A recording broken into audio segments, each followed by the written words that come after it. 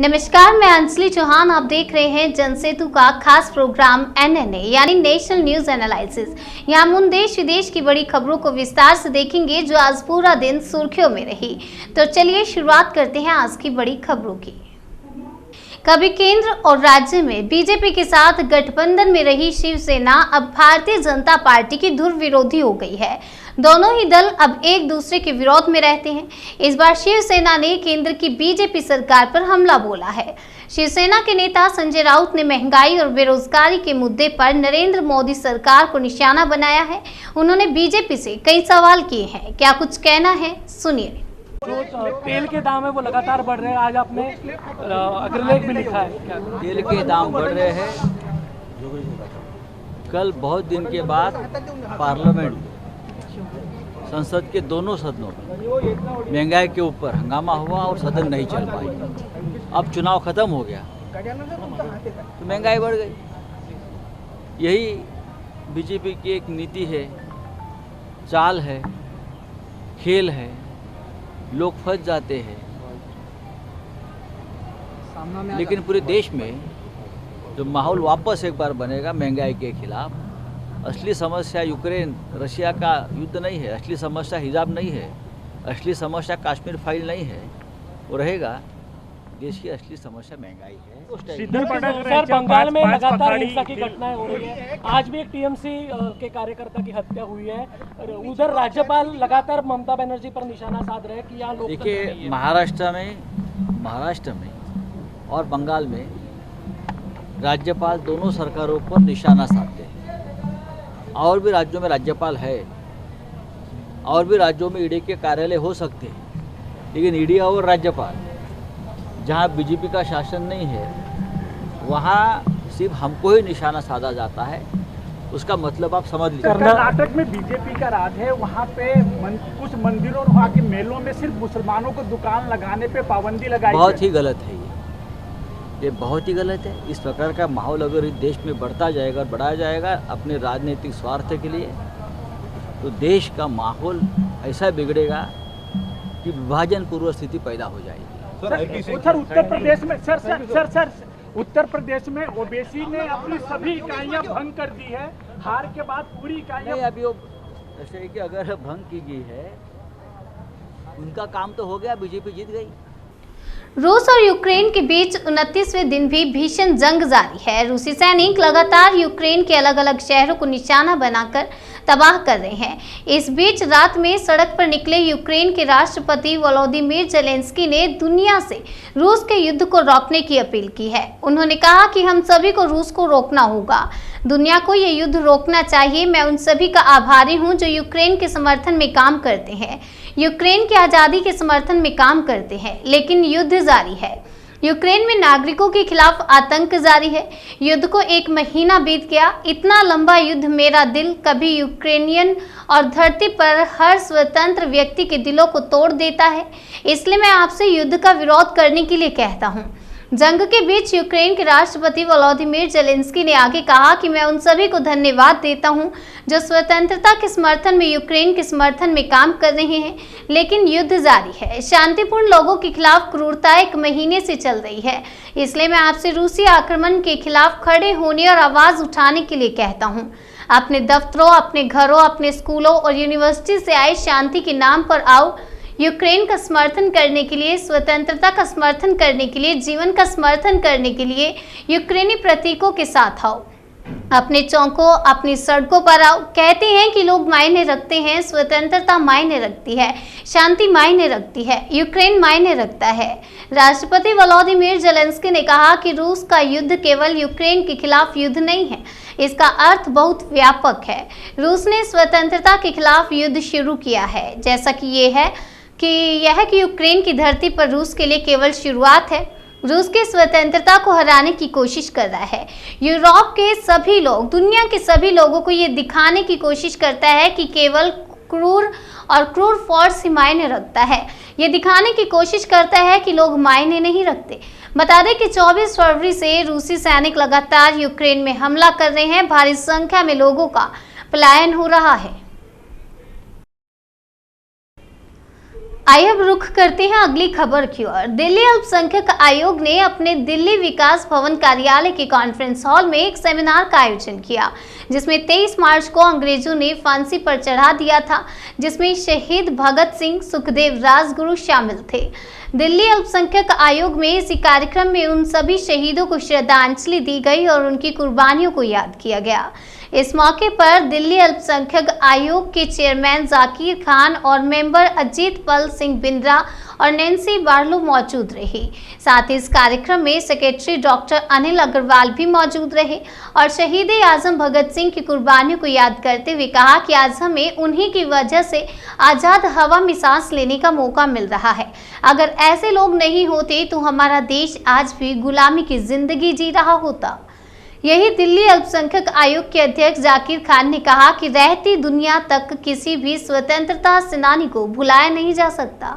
आज के वक्त जिस तरह का माहौल बनाया जा रहा है, उसमें धीरे धीरे सभी की कुर्बानियों को लोग भूलते भी जा रहे हैं। आगे क्या कुछ कहा उन्होंने और मेहमानों ने, सुनवाते हैं, चलिए।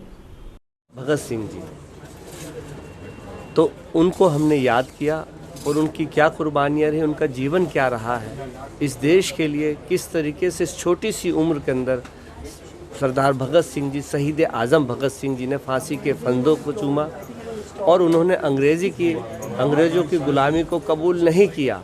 तो मैं सलूट करता हूँ उनको, उनके हौसले को, कि वो जज्बा जो शहीद भगत सिंह जी के अंदर था वो हर नौजवान के दिल में होनी चाहिए, वो चाहे वो किसी भी धर्म का नौजवान हो। और उनको नहीं भूलना चाहिए कि जो देश की आज़ादी के अंदर जिन लोगों ने कुर्बानियाँ दी हैं, अगर हमें वक्त पड़े कि हमें भी अपनी कुर्बानी देनी पड़े। वक्त ये नहीं है कि देश गुलाम हो, वक्त इस बात का इंतज़ार नहीं करेगा कि देश गुलाम हो तब हम कुर्बानी दें। वक्त ये कहता है कि कोई भी नफ़रत की दीवार हमारे बीच में पैदा करे तो हमें अपने कुर्बानी देनी पड़ेगी उस नफ़रत की दीवार को मिटाने के लिए। उन नफ़रत परस्त लोगों के ख़िलाफ़ हमें आवाज़ बुलंद करनी पड़ेगी कि जिन्होंने देश की आज़ादी के लिए कुर्बानी दी और सपना सजोया था कि ऐसा भारत होगा जो आज़ाद भारत होगा, जहाँ पे सभी धर्मों के लोग मिलजुल कर रहेंगे। तो हर नौजवान को सम्मान करना चाहिए हर धर्म के लोगों के लिए, और जो नफ़रत की दीवार खड़ी करना चाहते हैं उनके ख़िलाफ़ आवाज़ बुलंद करके अगर हमें कुर्बानी की अपनी ज़रूरत पड़े तो ऐसे लोगों के ख़िलाफ़ हम कुर्बानी देने के लिए भी। और किस तरह जो है सेमिनार किए जाएंगे दूसरे स्वतंत्रता सेनानियों? देखिए, दिल्ली माइनॉरिटी कमीशन 75 साल लाना जश्न देश की आज़ादी का मनाया जा रहा। दिल्ली माइनॉरिटी कमीशन भी उन आज़ादी के दीवानों को याद करेगी, वो चाहे वो किसी भी धर्म के हों, चाहे वो हिंदू धर्म के हों, मुस्लिम हों, सिख हों, ईसाई हों, बुद्धिस्ट हों, जैन हों, पारसी हों, जो कि हर धर्म के अंदर कोई ना कोई भगत सिंह ज़रूर था, मगर उस भगत सिंह को हम बाहर निकाल के लोगों के सामने लेके आएंगे। तो मैं समझता हूँ कि देश और जो हमारी दिल्ली है वो भी उनकी कुर्बानियों को याद करेगी। पश्चिम बंगाल के बीरभूम में हुई हिंसा के बाद से सियासी पारा चढ़ा हुआ है। भारतीय जनता पार्टी इस पूरे मामले को लेकर राज्य की तृणमूल कांग्रेस सरकार पर हमलावर है। बीजेपी प्रवक्ता संबित पात्रा ने गुरुवार को प्रेस कॉन्फ्रेंस करके मुख्यमंत्री ममता बनर्जी पर निशाना साधा और कहा कि इस घटना ने पूरे हिंदुस्तान को झकझोर कर रख दिया। और क्या कुछ कहा संबित पात्रा ने, चलिए सुनाते हैं। ये प्रेस कॉन्फ्रेंस है, यह एक हृदय विदारक विषय है, दिल को दहला देने वाला विषय है। और विगत 2 दिनों से जिस प्रकार से जो विजुअल्स टीवी और सोशल मीडिया के माध्यम से हिंदुस्तान को देखने को मिल रहा है, कहीं ना कहीं पूरे हिंदुस्तान को झकझोर करके बीरभूम मैसेकर, जो बंगाल में ये हत्याएं हुई हैं, उसने झकझोर कर रख दिया है पूरे हिंदुस्तान और हिंदुस्तान के हर दिल को। ये जो तस्वीरें हैं, मैंने सेंसिटिविटी रख के वीडियो दिखाया नहीं, न्यूज़ में ये वीडियोस चल रही हैं, गौर से देखें इन तस्वीरों को। ये तस्वीरें बच्चों और महिलाओं की है, सोच के देखिए। They are not just dead bodies, this is humanity dead. ये अमानवीयता, ये मानवता की हत्या, ये जिस प्रकार से बंगाल के अंदर 8 लोगों को, 6 महिला और 2 मासूम बच्चों को जिंदा जला करके भून दिया गया, दे वर चार्ज टू डेथ। यह पूरे हिंदुस्तान के लिए चिंता का विषय है। यह विषय केवल बंगाल का नहीं है। This issue does not pertain only to Bengal, this issue pertains to humanity, this issue pertains to whole of India. कल माननीय प्रधानमंत्री श्री नरेंद्र मोदी जी ने चिंता व्यक्त किया है। स्वाभाविक है, प्रधानमंत्री जी ने जिस विषय में चिंता व्यक्त किया है, आज पूरा हिंदुस्तान उस विषय को लेकर चिंतित है। कुछ बहुत महत्वपूर्ण सवाल ममता बनर्जी से आज बनते हैं और इन्हीं सवालों को लेकर भारतीय जनता पार्टी आज देश के सामने आई है। These are revenge killings. ये जो हत्याएं हुई हैं, ये जो बर्बरता हुई है, ये जो आगजनी हुई है, ये रिवेंज किलिंग्स है। राजनीतिक बदले से ओतप्रोत एक राजनीतिक पार्टी के लोगों ने महिलाओं और बच्चों को जिंदा जलाया। और मैं मीडिया में चंद मिनटों पहले पढ़ रहा था कि ऑटोप्सी के रिपोर्ट्स, जिसको पोस्टमार्टम कहा जाता है, ऑटोप्सी के रिपोर्ट आए हैं और दुख के साथ और बड़े कष्ट के साथ मुझे कहना पड़ रहा है कि ऑटोप्सी की रिपोर्ट जो मीडिया ने अभी प्रकाशित किया है, वो बताती है कि इन महिलाओं और बच्चों को मरने से पहले बर्बरता पूर्वक मारा गया था। यूपी के बदायूं में आईएएस अफसर ने अपने आवास पर गायत्री महायज्ञ कराया, जिसमें मातृशक्तियों ने सभी आत्मीय परिजनों पर पुष्प वर्षा की और शक्ति कलश का पूजन हुआ। अखिल विश्व गायत्री परिवार के तत्वाधान में आईएएस सौरभ बाबू माहेश्वरी के उद्यान स्थित आवास पर गायत्री महायज्ञ हुआ। आत्मीय परिजनों ने वर्तमान समस्याओं के निराकरण, सूक्ष्म जगत के परिशोधन और विश्व शांति की कामना से गायत्री महामंत्र की विशेष आहुतियां यज्ञ भगवान को समर्पित की। उजानी निवासी आईएएस सौरभ बाबू माहेश्वरी ने मुख्य दीप प्रज्वलित कर मां गायत्री, युग ऋषि देवमूर्ति, तपोनिष्ठ पंडित श्री राम शर्माचार्य, वंदनीय माता भगवती देवी शर्मा और शक्ति कलश का पूजन किया। उन्होंने कहा कि मनुष्य के विचारों में सद्विवेक की स्थापना से सद्ज्ञान का प्रकाश फैलेगा। गायत्री परिवार के संजीव कुमार शर्मा ने कहा कि विनाशकारी युद्धों से जल, जंगल और जमीन को बर्बाद ना करें। युद्धों से मनुष्य का कल्याण नहीं, विनाशी होगा। भारतीय संस्कृति प्राणी जगत के लिए संजीवनी है। आईएएस सौरभ बाबू माहेश्वरी और उनकी पत्नी सुमिता माहेश्वरी ने विश्व कल्याणार्थ यज्ञ भगवान को गायत्री मंत्र और महामृत्युंजय मंत्र की विशेष आहुतियां समर्पित की। राजीव माहेश्वरी और अनीता माहेश्वरी ने जल का अभिषेचन किया। राजकुमार माहेश्वरी और उनकी पत्नी अमिता माहेश्वरी ने भव्य आरती की। मातृशक्ति सुमनलता माहेश्वरी ने सभी आत्मीय परिजनों पर वर्षा की। इस मौके पर आरएस माहेश्वरी, गौरव माहेश्वरी, खुशबू माहेश्वरी, वृंदा माहेश्वरी, अविरल, विनायक, माधव, तेजस, प्रखर आदि मौजूद रहे। बुलडोजर बाबा के बाद अब बुलडोजर मामा भी आपको नजर आने वाले हैं। दरअसल मध्य प्रदेश के मुख्यमंत्री शिवराज सिंह चौहान ने आज दिल्ली में गेहूं निर्यातकों के साथ बैठक की। इस बैठक के बाद कई अहम फैसले लिए गए। इन फैसलों के बारे में जानकारी देते हुए मध्य प्रदेश के मुख्यमंत्री शिवराज सिंह चौहान ने कहा कि राज्य में गेहूं के भंडार प्रदेश की ताकत है, इसे पूरी दुनिया में एक्सपोर्ट किया जाएगा। प्रदेश का जो गेहूं एक्सपोर्ट किया जाएगा उस पर मंडी टैक्स नहीं लगाया जाएगा। मध्य प्रदेश गेहूं के उत्पादन का अब केंद्र है और पिछले 2 वर्षों से हम लगभग 1 करोड़ 29 लाख मीट्रिक टन गेहूं प्रोक्योर कर रहे हैं। मध्य प्रदेश की गेहूं की गुणवत्ता बहुत अच्छी है। मध्य प्रदेश के सरवती गेहूं को तो गोल्डन ग्रेन कहा जाता है। एमपी वीट के नाम से हर जगह मध्य प्रदेश के गेहूं की साख है और कई कंपनियां अपना आटा बना के भी बेचती है तो एमपी वीट के नाम से बेचती है।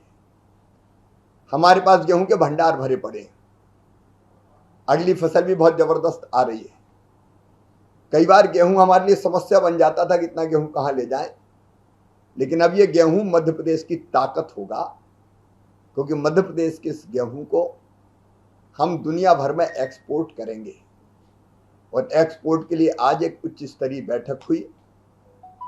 हमारे संबंधित विभाग के मंत्री आदरणीय पीयूष गोयल जी, साध्वी निरंजन ज्योति जी बैठक में मौजूद थे।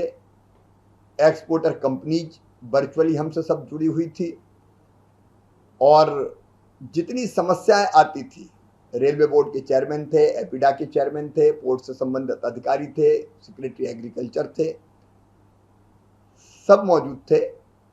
एक्सपोर्टर से बातचीत हुई और एक्सपोर्ट करने में क्या क्या समस्याएं आती है उस पर चर्चा करके हमने कुछ फैसले किए हैं। एक फैसला हमने ये किया है कि मध्य प्रदेश का जो गेहूं एक्सपोर्ट किया जाएगा उस पर हम मंडी टैक्स नहीं लेंगे, प्रतिपूर्ति उसकी हम एक्सपोर्ट करने वाली कंपनीज को, व्यापारियों को, उनको कर देंगे। हमने ये भी आश्वस्त किया है कि मंडी बोर्ड भोपाल में एपिडा का कार्यालय है और इसलिए मध्य प्रदेश के कृषि एक्सपोर्ट सेल के माध्यम से, हमने एक्सपोर्ट का सेल भी बनाया हुआ है, उसके माध्यम से निर्यातकों को जो सुविधाएं चाहिए वो सुविधाएं हम उपलब्ध कराएंगे। मध्य प्रदेश में एक लाइसेंस पर कोई भी कंपनी या व्यापारी गेहूं कहीं से खरीद सकता है, वो चाहे मंडी से खरीदे, वो चाहे मंडी के बाहर खरीदे, किसान के घर खरीदे, किसान के खेत में जाके खरीदे।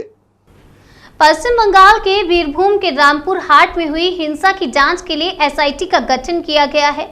गुरुवार को एसआईटी की टीम ने घटनास्थल का दौरा किया। कलकत्ता हाईकोर्ट ने एसआईटी को गुरुवार दोपहर 2 बजे तक केस डायरी और अन्य संबंधित दस्तावेज उसके सामने पेश करने का निर्देश दिया था। हाईकोर्ट ने राज्य सरकार को पूर्वी बर्दवान जिला न्यायाधीश की देखरेख में क्षेत्र में तुरंत सीसीटीवी कैमरे लगाने का आदेश दिया था। कोर्ट ने केंद्रीय फॉरेंसिक विज्ञान प्रयोगशाला दिल्ली को अपराध स्थल का दौरा करने और बिना देरी किए सबूत एकत्रित करने का निर्देश दिया है। पूरा मामला क्या है, आइए जानते हैं।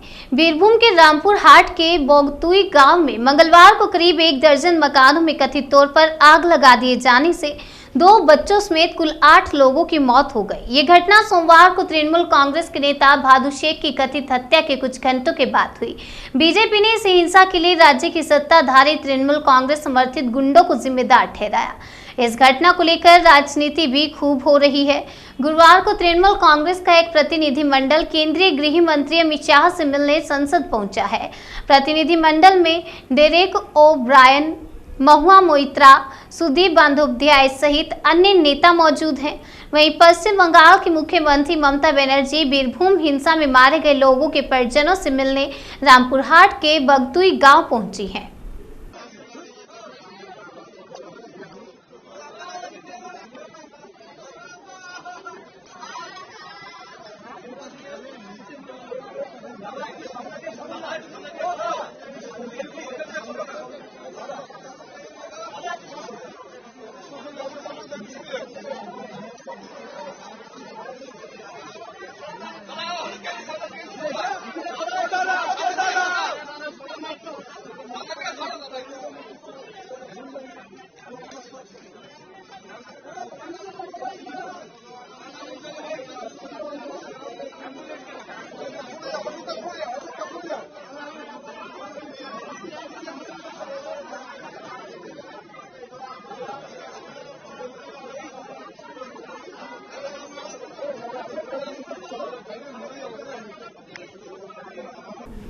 नेशनल न्यूज एनालिसिस में आज के लिए फिलहाल इतना ही। तब तक के लिए बने रहिए हमारे साथ और देखते रहिए जन सेतु जन से सरोकार।